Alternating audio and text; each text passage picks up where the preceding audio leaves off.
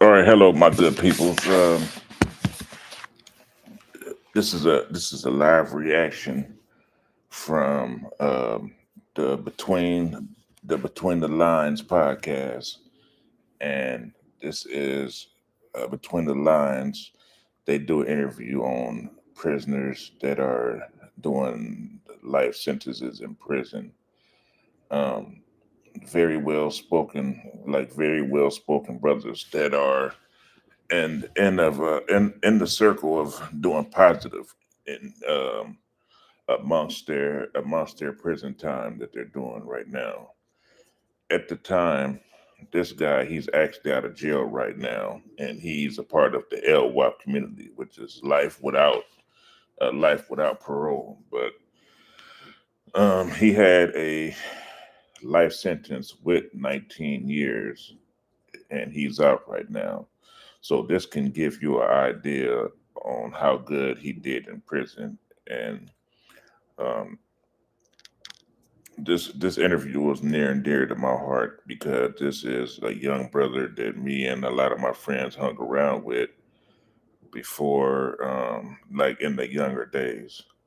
And 2001, he went to prison for a home invasion murder, and he's telling his story, and um, he's given like his redemption story, because he's made a change. He is not the same person that he was when he first went to prison. He's made a 360-degree change in his life, and definitely a different person.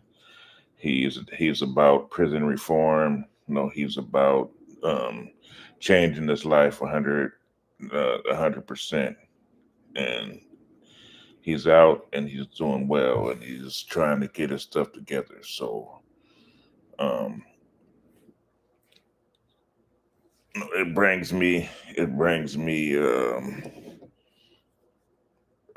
it brings me a great amount of joy to be able to broadcast this on my YouTube channel because, like I said, this is a very close friend of mine, and he is home and he's doing very well, and he is in the process of finishing school, um, trying to get his stuff together. He's trying to make his situation to where he can go and speak to people in prison, speak to kids, and he's doing very well with his schooling that he's doing right now. He's taking college courses in prison. He's taking college courses now since he's been out of prison, and um, I'm gonna try to leave um, a cash app on here or in my description to where you can donate to his process. He's trying to get his stuff together.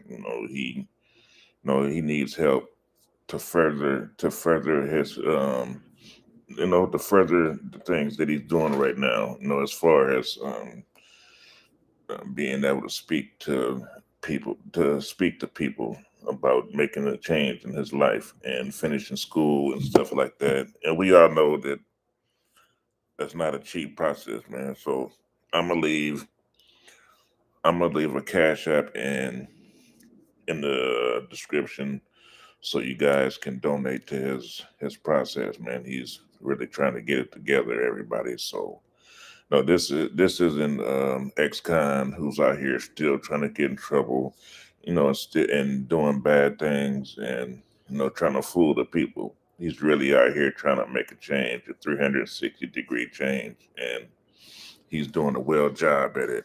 Um, so this is my live reaction I'm doing to my buddy Brent May, and welcome home, my boy, and keep up the good work. You're doing very well. So y'all check this out. This is his interview before he got out, a couple of months before he got out, and he's talking to the platform Between the Lines. So if you can, y'all check my boy out. I'm not gonna do too much speaking in the midst of this interview like I usually do. So y'all can see this whole thing, and you guys go over to Between the Lines podcast and give them a share, a like, and you know, and subscribe to their channel. So here, y'all. Y'all check this out. This is a very entertaining you. All right, so here it goes. Be in a restricted space and this environment where I'm being told when and how I can interact, like just being able to finally let my guard down. And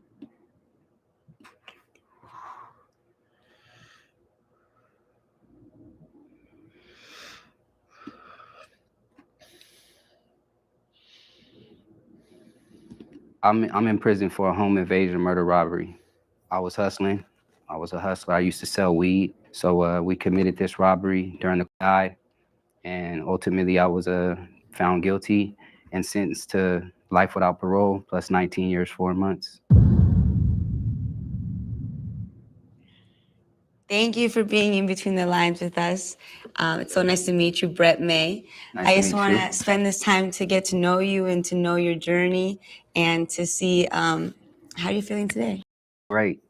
You guys brought a great energy out here to Calipatria. It's not very often that we get opportunities like this to, feel free for the day. So I'm feeling free. And hopefully your team will win and it'll be even better at the end of the day. It was looking good for the home team before I came in here. Why weren't you playing today? I don't even want to make excuses, but I got a little injury, so Okay, we'll let it slide. yeah, I I appreciate that. Well, Brett, tell me a little bit about yourself. Where are you from? I'm 43 years old. I'm from Riverside, California. Okay, 43 years old. Wow, 43. you look like you're 23. You look really nice for 43 years old. Sometimes they say incarceration is like the fountain of youth. They do? Yeah. Well preserved. Well Yeah. preserved. If you don't stress too much, you can preserve yourself pretty well. And so you grew up in Riverside. I did. And how was that for you? How was your My upbringing. Mhm. So my upbringing, it was kind of confusing. I had a pretty what they would call a nuclear family. Mhm. Being out here and having this community and sharing stories with so many of my brothers. I know I was privileged to grow up with both my parents in the household, but then it was one of them volatile situations in the household. So being young and not being able to interpret those things, it was kind of confusing. In what sense volatile? Volatile in the sense of, now I understand it as a married man. I understand that they were just two humans in a relationship. You know what I mean? My parents, we look at our parents like The God. yeah, exactly, and they're supposed to have it all figured out, but they were just two people figuring it out, just like anybody else. So that was part of your childhood was observing them fighting, and that did that affect you, or why did you bring that up? Yeah, so I brought it up in terms of confusion, right? So like being young, trying to navigate the world and kind of seeing the two people that you look to for guidance, an example, kind of having the trouble figuring it out themselves. It was kind of confusing trying to figure it out. I spent a lot of my childhood living in my head. Right. And what did you do as a child to kind of get out of your head and be present? Like, were you into sports? Did you like how did that look? Well, unfortunately for me, how I got out of my head was I found external validation within the gang culture. I gravitated towards the gang relatively early, and it seems like when you gravitate into that culture right there, things that the insecurities and the shames and stuff that you might deal with inside the household, uh, it's not held against you amongst the homies. Amongst the homies, they don't hold that against you. Was your family part of like were you affiliated at all and part of a gang? Or was this just your own individual doing? No, so my family wasn't part of a gang. I kind of got introduced into that lifestyle through my big bro, but he's out there actually living very successfully. I was the one who I deviated. Your actual brother. My big bro, yeah. And how old were you when you started that that life? that transition. So I started hanging out maybe when I was about 12, 13 years old, but I actually became a gang member at the age of 15. How does somebody get like brought into a gang? I'm curious how that works. Right. So I looked up to my big bro. He was like a hero to me. You know what I mean? So the times when he would take me, to hang out with the older crowd, which his homies at the time were gang members, I kind of followed that lead. Anything that he did, I was trying to emulate it. I remember my big bro, he used to always be on me like, man, stop biting my style. But I was looking for that direction. I was looking for that guidance, and I found it through him. So the introduction to the gang actually came through my big brother. And that's how I kind of got involved. And that was at the age of, you said 12?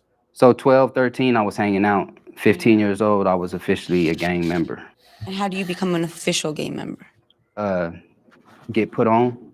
It's one of those things where they court you on.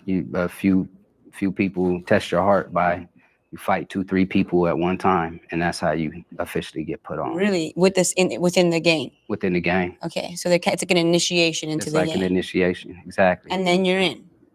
You're in. And now you have a team of brothers that are like having your back and you guys do things together. Exactly. And there's like a protocol. For sure. Okay, and how long were you in this for? I mean, I was a gang member.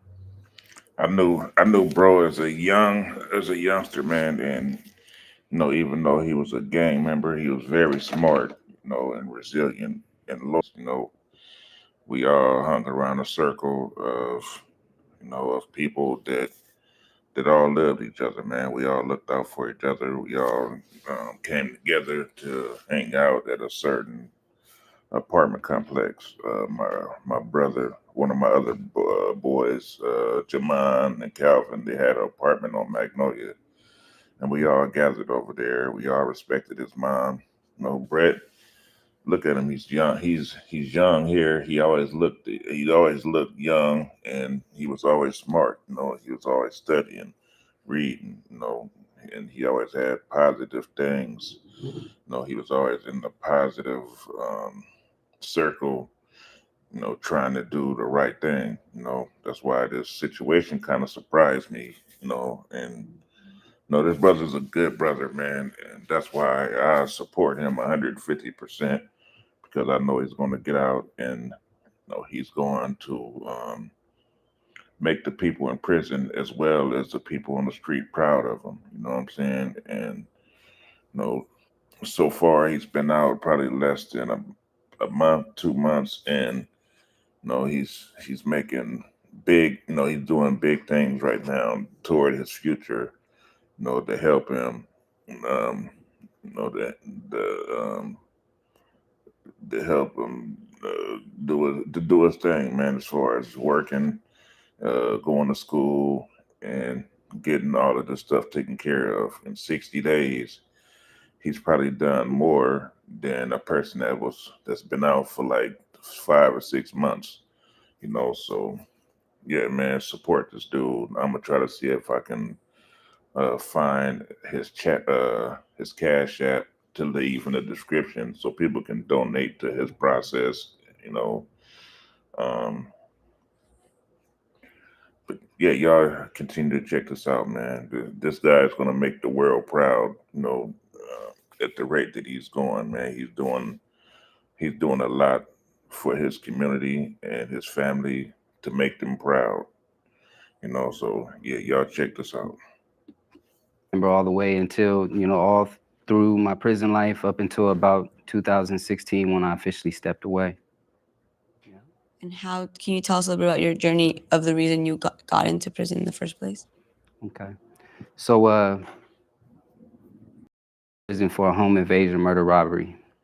So May 1st, 2001 was the day that my crime was committed. I was a non-shooter in the crime. I became a father at 17. That I would say that was a contributing factor. Trying to figure it out. Me and my baby's mom at the time, we were just trying to figure it out. I was hustling. I was a hustler. I used to sell weed. I had an opportunity to participate in this robbery to get weed, and that's what I did. So we committed this robbery. During the course of the robbery, somebody died, and ultimately I was found guilty and sentenced to life without parole plus 19 years, 4 months. And I was 19 at the time of my crime, 20 when I was arrested. One thing I like about this brother, man, that he's very like forgiving, like, you know, he's ashamed for the crime that he did, you know what I'm saying? And he has a lot of remorse for the victim's family, you know, and he speaks about it, you know, a lot in amongst us talking. And he's really, and I think he's dedicating his new journey in life to the victims. You know, he feels like in order for him to be given a second chance in life, you know, he's dedicating his education and the process that he's going to the victims. You know what I'm saying? And um, he did 24 long years. I'm not sure what I know. One prison was Calipatria that he went to, and you know he's man. I'm very proud of him. He's a very well spoken brother, and he's taking classes right now.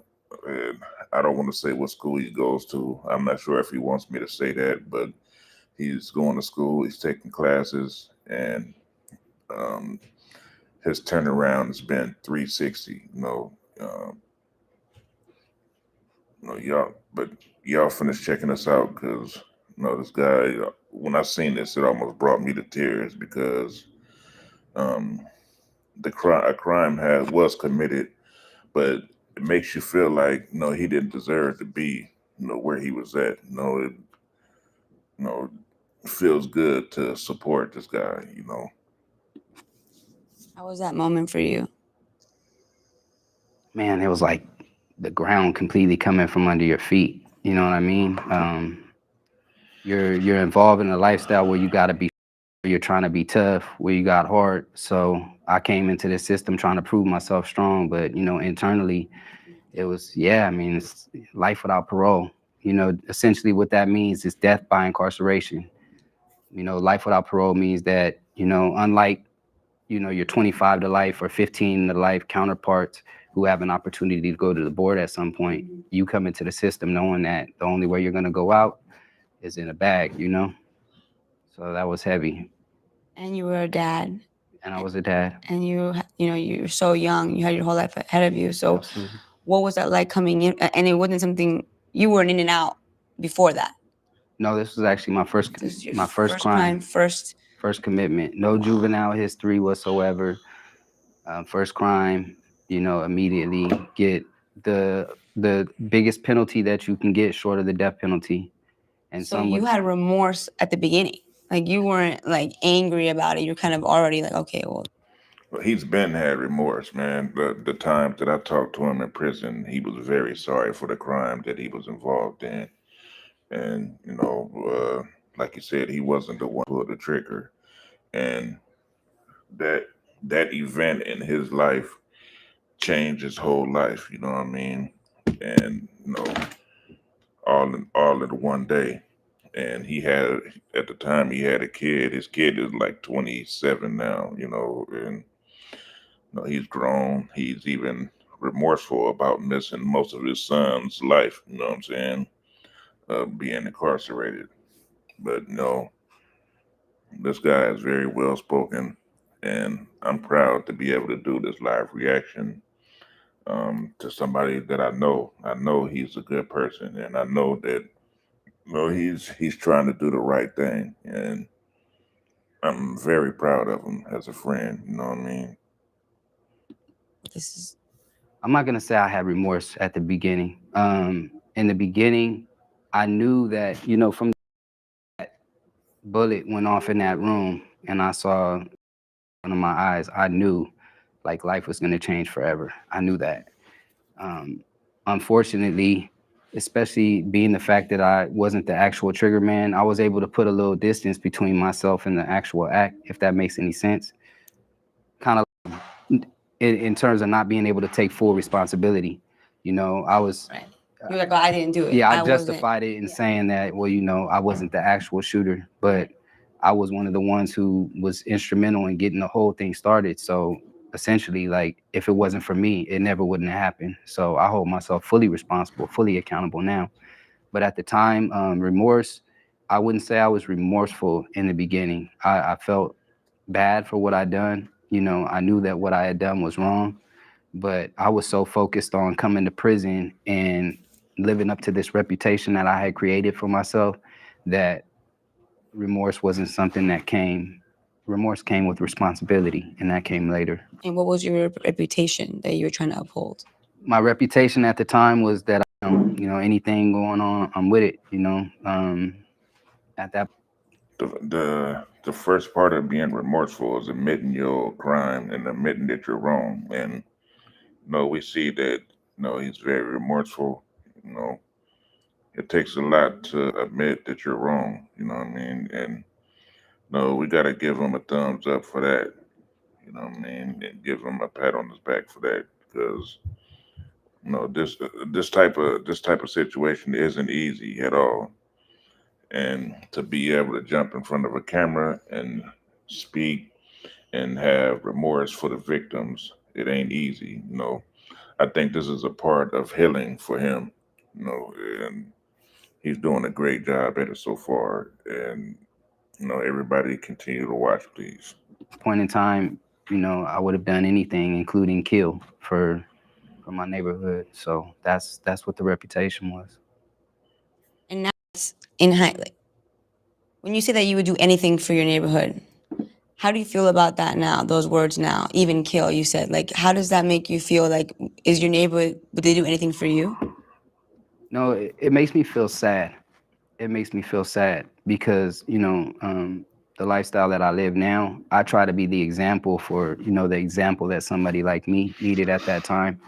You know, you're young, you're going through whatever you're going internally, and you start looking for external validation, right? And when something like that comes, you gravitate towards it. You know, I'm pretty sure everybody knows what it feels like to vie for acceptance. You know, we're all humans. We all want to be accepted in our social circle, right? Love.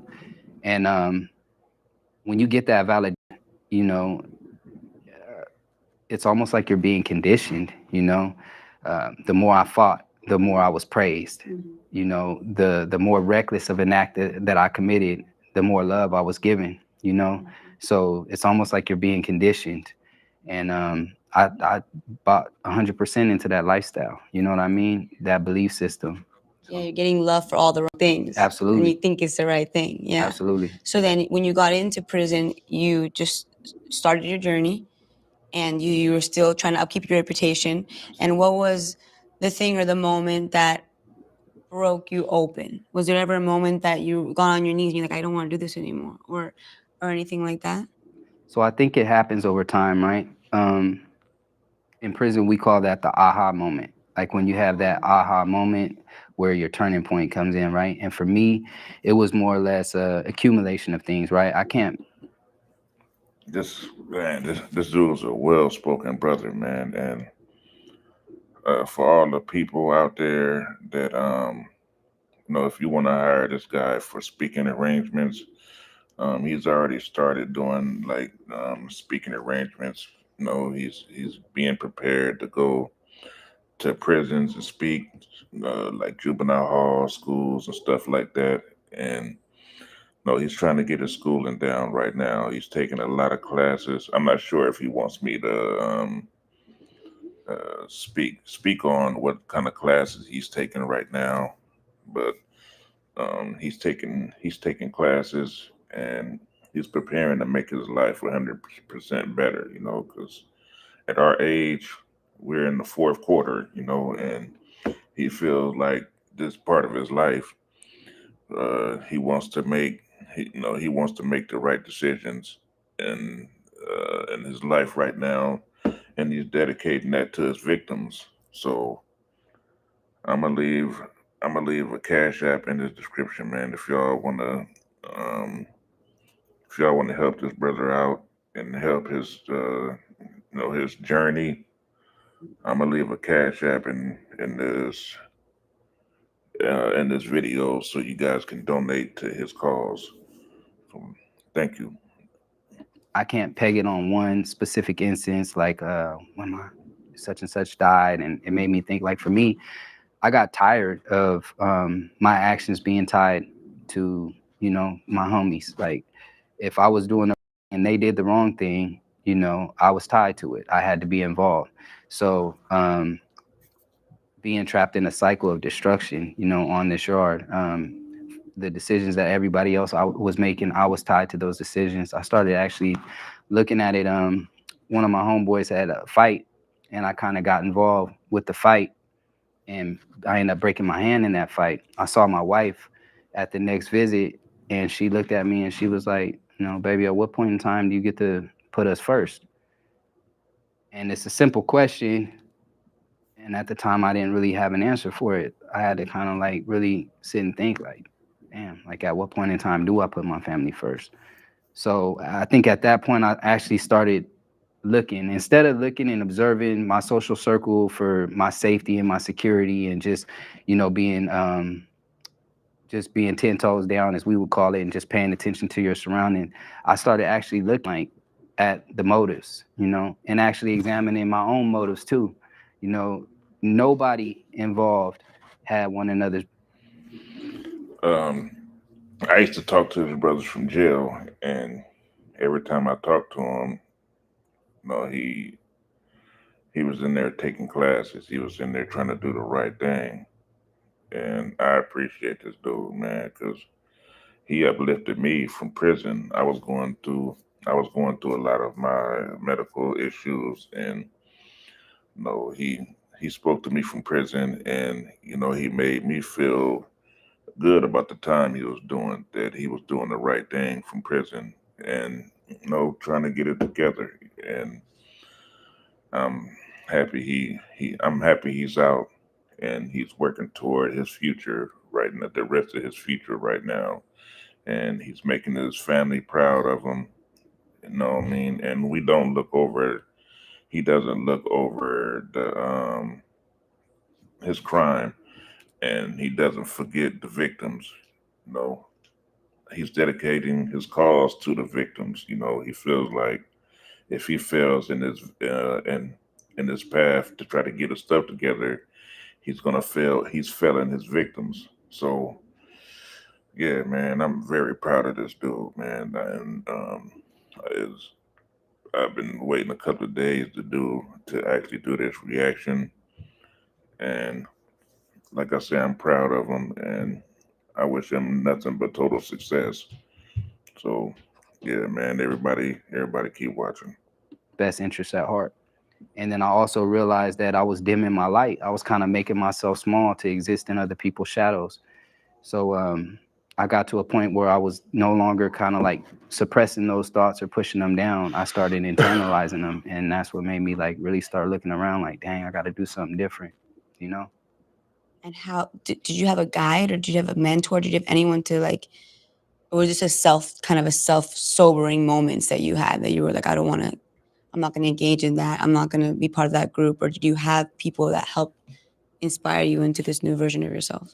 At the time, it wasn't too many examples on the yard. It really wasn't. It was a level 4 prison at the time, not too many examples. So it was kind of like blazing a trail. I didn't even know how to navigate it at first. So the best I could come with was I needed to start putting a little distance, you know, a few degrees of separation between myself and my circle. So I remember I was like, you know what, I'm gonna start going to the law library. I'm Just gonna by go, yourself, yep, just sign up, go to the law library, start working on my case. A message to the prisoners in prison, man. Uh, the law library is a great place to be, especially if you're working on your case and you want to get out. No, it's all there. They have this saying about if you want to hide something from a black man, you know, put it in a book. And you know, he went to the law library, you know, just probably to get a peace of mind, you know, and you know, it may be in the process find a way to get out of prison, because after getting that type of time, you probably in your mind you're probably thinking, man, I'm never gonna get out of here. You know what I'm saying? And you know, it happens, man. You know, if you read, you know, you go in there and find a problem for you. I got a couple of partners in prison right now, and I tell them all the time, If you want to get out of there, bro, nobody's gonna come and just take you out of there. They're not gonna open up the gates and let you out. You have to hit that law library and find a way for you to get out of there. You know what I mean? And it's right there in those books. You just have to take the time, do the research, and find your way because everybody in prison. Um, they have their own general way to get out of there, and most of the times it's right there in the book. You can prepare your you can prepare your compare your situation to other cases, and it'll help you get out. You know what I mean? And he did just that. And off the yard a little bit where I'm not so much involved. And I remember the first time I went to the law library, it was a LTA, I think their titles were, that library. Her name was Miss Davidowski. And I kind of got myself in a little quiet corner, got my little books, and I'm kind of chilling. And I remember she tapped on the window, and everybody kind of looked up, and she was gesturing to somebody. It's my first time in there, but she's gesturing to me. So I'm like, me? She like, yeah. So I come over there. I'm like, yeah, what's going on, ma'am? She's like, would you like to work here in the law library? And I'm like, yeah, sure. She was like, well, look, sit down. I'm gonna give you an interview right now. So we did the little interview on the spot, and I got the job in the law library, right? So cool. So I remember being hyped up. So I That's go so back to the cool. yard. I'm telling the homies like, hey, look, I'm not gonna be accountable on the yard so much. I got a job at the law library, and it was kind of big. That was big right there for him to go back to his friends and let them know that he's not going to be accountable for things that are happening on the yard no more. And I can imagine most of his friends probably, some of them supported, and probably a bunch of them didn't support because you know prison is probably a place where a lot of negativity goes on, and you know they want you to be there. They want you to be on the yard with them because misery loves company. And he was in the process of trying to make his situation better. You know what I mean? So that was one of the big steps that helped him get out of prison. Bittersweet because I could tell they were looking at it like basically I was just a number. They were used to me being accountable for all the activities on the yard, and by me removing myself from that equation, I didn't really feel the love. So I was like, okay. But so long story short, I started working in the library, and I think that's where it's a sobering experience, right, to work in the law library because you're dealing with all these complex legal theories and stuff, and you see grown men, reduced to like almost a childlike state, trying to wrap their heads around it. And I had an uncanny little knack for the law, right? So I would see dudes over there like literally pulling at their hair trying to figure it out. That's all means. Exactly.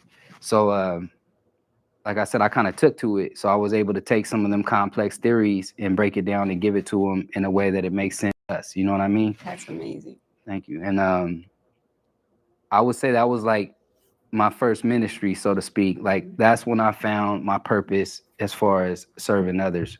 Like I was able to help a couple dudes actually, get their sentence overturned and go home. And yeah, absolutely. Yeah. Just from knowing the law and studying the law. Yeah, knowing the law, studying the law. While I was in there, I got my paralegal's license. Then I continued on and got a few advanced paralegal certifications.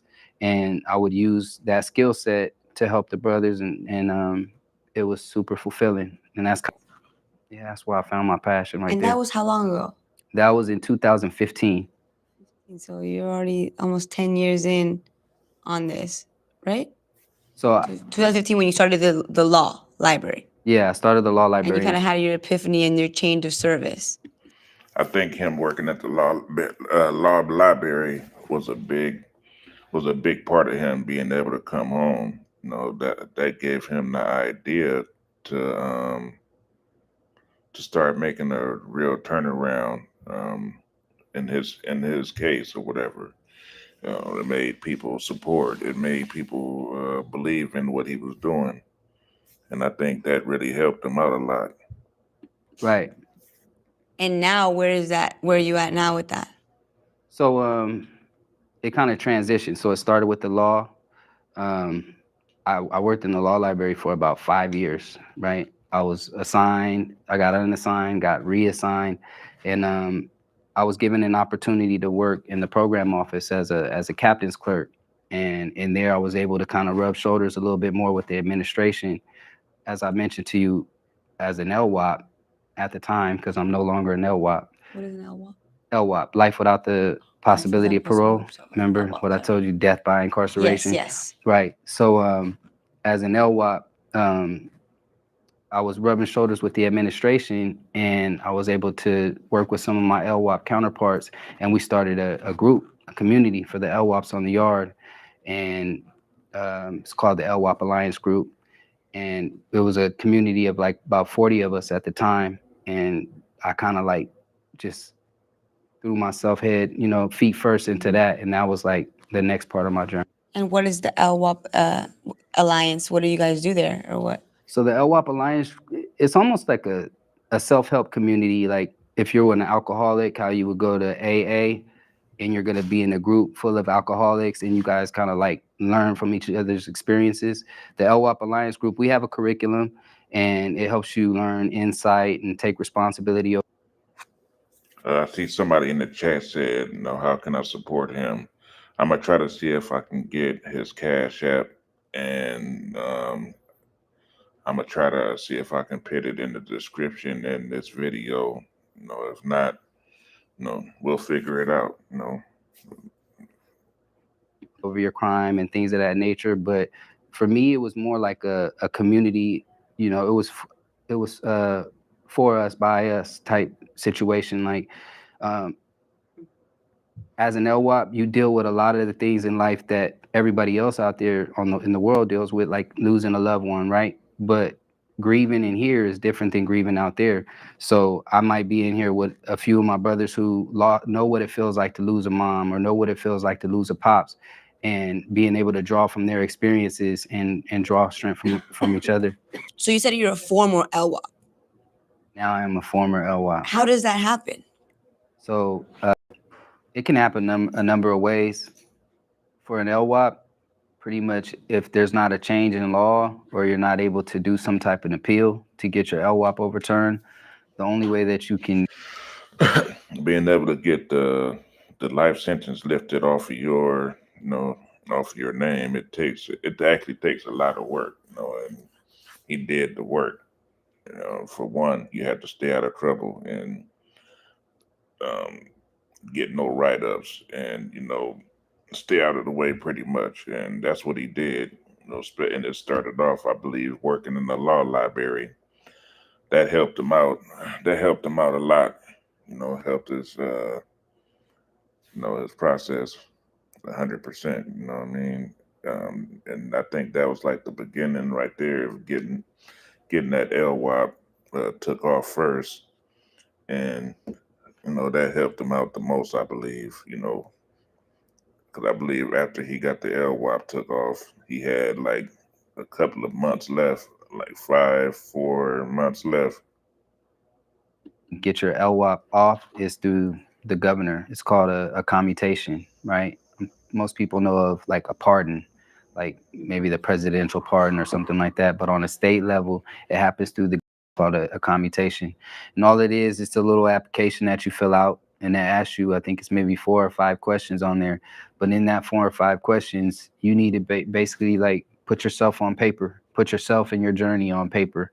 And what they're looking for is extraordinary human beings, those who have kind of like learned from their circumstances, taken full accountability for their circumstances, gain insight along the way. And so I filled out an application in 2018. I didn't hear anything for 3 years. I filled out another one, in 2022. You can only do one every 3 years. Wow. So I filled out another one in 2021, excuse me. And just on my birthday, July 31st in 2023, I got an interview. So a board commissioner came and interviewed me, and that's a good indication that that the governor's reviewed your file and that they're considering you for a commutation, and that's what happened. That's amazing. So now you are, what are you in now? What's it called? If you're not LWOP, you're, So it would be called like a determinate life sentence. So now I was resentenced to 25 to life. So I have 23 years in, and you go to board a year before the 25th year. So I actually go to board January 14th. So I have an opportunity to go home. really? Yeah. After that meeting or like January 14th? So after the meeting, July 31st, I had the meeting. Yeah, you had that meeting And then on March 29th, on Good Friday, I got a call. The captain called me into his office and they said, somebody from Sacramento is on the phone. So they told me that my sentence is, been commuted. No longer you an LWOP. You're 25 to Oh life. my gosh. And I literally broke down. This is amazing. How was that day for you? I broke down. Like, And can you imagine how deep that call would have been? You know what I mean? I probably would have broke down in tears to hear that, especially after being in there for so long. And it takes a long time probably to get into your mind that you're not going home. You know what I mean? So it's probably a heck of a process to get into your mind that you have a release date after that. This story is deep, man. It brought me to tears the first time I actually watched it. You know what I mean? it was so surreal. Like, I had some of my brothers in the room with me that day, and yeah, I just, all the weight that I had, it was like feeling like the weight of the world being on their shoulders, and all I could do was I just broke down. I broke down. You broke down, and it's because of the work that you've done on yourself, the hard work that you've done, and the dedication that you've had to yourself and bettering yourself. So it's something that you deserve and that you earned. Yeah, I would say the second part. I would say it's something that I earned. I was part of a crime where someone lost their life, so I believe that I got what I deserved, which was my sentence. But I feel like I did everything that I could to earn an opportunity, to be redeemed in the eyes of the rest of society, and I got that moment. And for people that are hopeless, they just enter the system, or they're also in gangs and things like that. What would you say to them? For that little boy that was you when you were. This is the important part of the interview. He has a message for the youngsters out there that may think of getting in a gang or trying to be tough or wanting to go out and make crime. This is a very big message. That's why I paused it right here. 16 years old. Are there many out there right now in gangs? Like, what would you say to them? Well, for those who are in gangs, I think that's a different situation than the hopeless, right? So I would speak to the boy that I was back then. I would tell him, first and foremost, I would tell him, you go a long way in life just being yourself. It's so easy to look outside of yourself for validation for whatever reason, for whatever you're going through. You might be going through circumstances inside the house. You might have financial insecurities or whatever it might be, right? So it's so easy to find external validation. It's easy to find that. It's harder to be yourself. But in life, like, you go much further just being yourself. So that's the first thing that I would tell them. Yeah, just be true to yourself. And in terms of coming into the system and being lost and being hopeless, I would say it's a hard thing to do, but the first thing that you have to do is just kind of like accept your circumstances, Yeah, be accountable and accept it. Like, for me, it was accepting the fact that there was a potential that I would die in prison, right? I had accepted that fact. So now it was about, what am I going to do with the rest of my life within my circumstances? Yeah, God has given this brother a second chance, and me knowing him, I know he's gonna make he's gonna make good out of this second chance in life. And so far he's doing very well at that. Taking his classes and doing all type of stuff. Like I say, he's going to support prison reform. He's going to speak at the schools, prisons, juvenile halls. He's open to speak at where whoever wants to speak to him. And if you wanna have him come speak to your forum or your school or whoever, or do interviews, him to do interviews on your platform, you can leave a message in this video, and he'll make it happen somehow. You know what I mean? So yeah. And you have to become selfless. Like I would, Surrender. yeah, I would tell an individual who was in the shoes that I was in, like the pathway to freedom is serving others.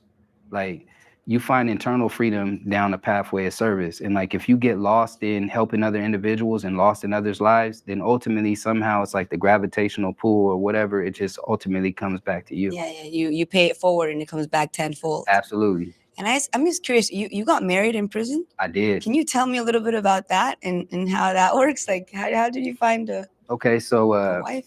yeah. So my wife, Sharon May, I actually met her as a maybe high school. So we were kind of like acquaintances, but she had came back into my world in 2010. So it started just phone calls and stuff like that, and then as things deepened, our relationship deepened in 2000. Yeah, bro has a very beautiful in mind, also a strong wife that supported him this whole 4 years. We know being black, most black women, they're gonna clock out on you by the time you hit booking.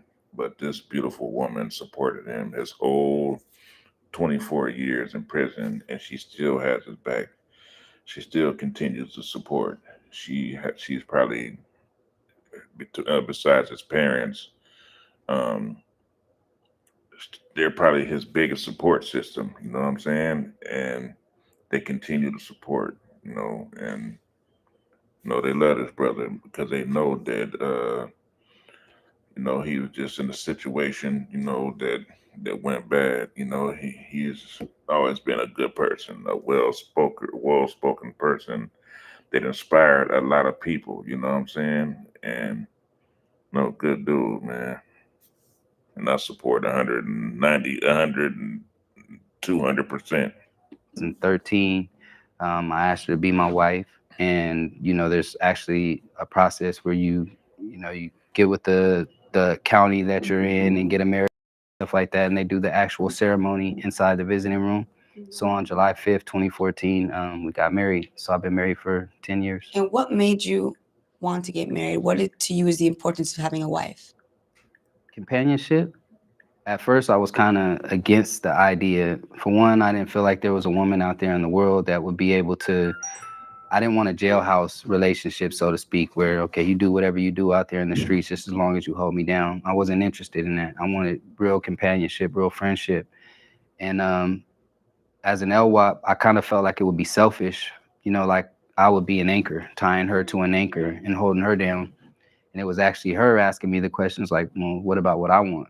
You know what I mean? Like, if you're my person, then I can go out here and have another person in the world. But if you're the person that was intended for me, then your circumstances really don't matter. And it was real. Yeah, I got a real one. So That's amazing. yeah, it was beautiful. So that companionship, that I feel like, man, his wife was a big part of his change in his life, and that helped him get out of there. You know what I'm saying? I feel like her pushing him and her giving him the right advice when he needed it, and speaking to him in a positive form. That's what helped him also get out of prison. that friendship, we've been building it over time. And it's probably one of the best and most transformative things that's ever happened to me. And how has it transformed you the most? I believe I saw my true potential in her eyes, like being reflected back in me. She saw in me that were things I didn't even see in myself at the time, So for a while there, I was striving up to the person that she saw when she looked at me.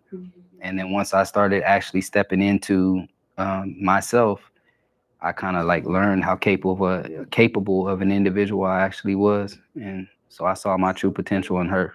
Like she was a reflection of who you could be. She Yeah, challenged you in a way that made she you want to did. get better and be a better man and step into that role. Yeah, she absolutely did. That's so beautiful. And you're gonna see her soon. Yeah, I see her all the time. But like you're gonna get out soon. Oh yeah, I'm gonna see her different. Yeah. So it's gonna be amazing. So what are you most excited about when you get out? What would you do? What were some of the first things that you would do? I think I'm just most excited about the freedom to not be in a restricted space in a this environment where I'm being told when and how I can interact. Like just being able to finally let my guard down and just us be together. I mean, like just I don't know if that makes any sense. Anytime that we get an opportunity to come together, it's in a Surveilled. controlled environment. It's always surveilled. People are always looking for the worst sides of human beings to be, stepping outside the line. We're supposed to be between the lines, stepping outside the lines and doing things that we're not supposed to do, right? So just having that freedom for us to be able to like really grow together, chase our dreams together, our goals, the things that we aspire And towards. what are some of your dreams? Well, some of my dreams at this point, I would say goals, because Goals, because they're gonna a happen. goal, yeah, a goal is what a dream with a plan.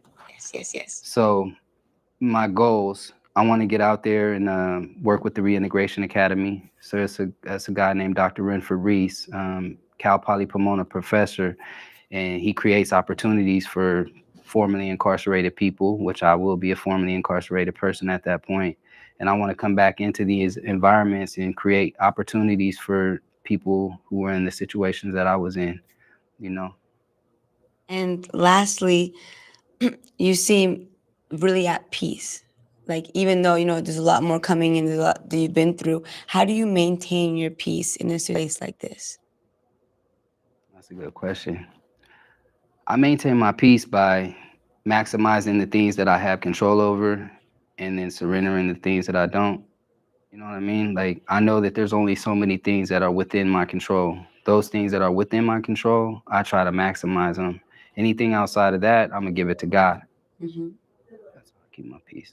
And lastly, what are some things that you would like to see brought in here or change that could help the people, in prison? Yeah, see, that's what I was saying. I believe that in the future he's gonna make a humongous change in prison reform. You know what I'm saying? Because there's not a lot of people that has. Well, there probably is by now a lot of people that has made it out on certain circumstances, certain type cases. You know what I mean? And I believe he can. I believe he can make a change, and he can change the mind state of a lot of prisoners and ex-cons that are out and that don't know what to do. A lot of prisoners get out of prison, or ex-cons get out of prison, and they don't know the first step to take when they get out. You know what I'm saying? And that initially takes them right back into crime. So I believe this guy, from the things I've heard him say, he has a lot of plans on prison reform and different ways to help a prisoner, an ex-con that is out now and trying to find their way and trying to find education and trying to find employment. Because that's a key to not going back to prison, I believe. You know what I'm saying? So yeah, man, I believe this guy is gonna be big in the prison reform, section of the law. It's a difficult environment to bring things to prison that can make an individual like feel free, drop their guards, but anything that can return a person to like almost like that childlike state. That's why it's kind of dope what they're doing with Between the Lines basketball, right? Because it's a game that we all grew up playing as kids, right? A lot of times we get so caught up in this identity that we create for ourselves that we forget who we were before we became that identity. I told you before I got involved with the gangs, so I was a Crip. My favorite color was blue because I aspired to be a Crip. but I couldn't really remember like what was my favorite color before I aspired down that path, right? So anytime that you can bring something in that can bring somebody back to that childlike state, that's where we need to get back to in order to start moving forward and stepping into who we truly need to be. So yeah, anything that can The innocence, the purity, love can grow and it can be abundant. yeah. And lastly, I mean, you're such an impressive man. You have, I mean, you have a great character, and I know you worked hard to get it. What are you most proud of yourself today? The man that you are. Today, I'm most proud of my change, my recovery. It took me a long time to get on this pathway that I'm on, right? It took a lot of courage. It took a lot of overcoming people's opinions. That peer pressure is crazy, right?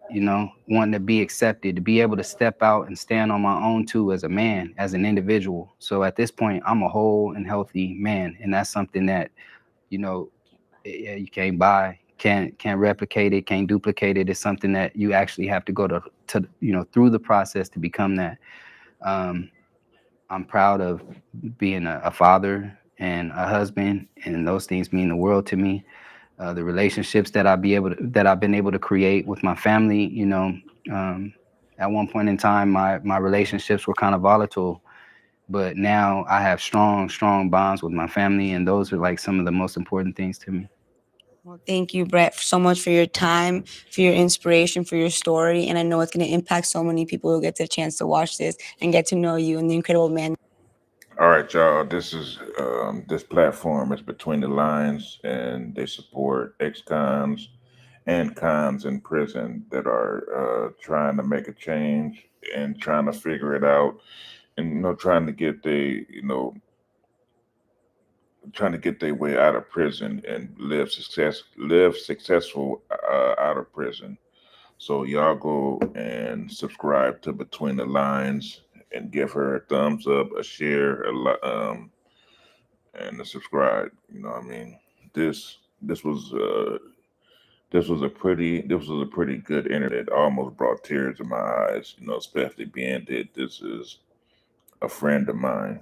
Somebody I knew. I knew him before he was incarcerated, and he is out and he's made a 360-degree change in his life. You know what I'm saying? So, you know, like I said, I'll try to put his cash app in the description to anybody that wants to support. If you don't want to support, it's cool. He has other videos. He has other platforms that came in and they did interviews with him. So yeah, y'all go check it out, man. And uh, y'all have a successful day, man. And hit that thumbs up and subscribe to Awkward Beginnings. I appreciate everybody that came. Thank you.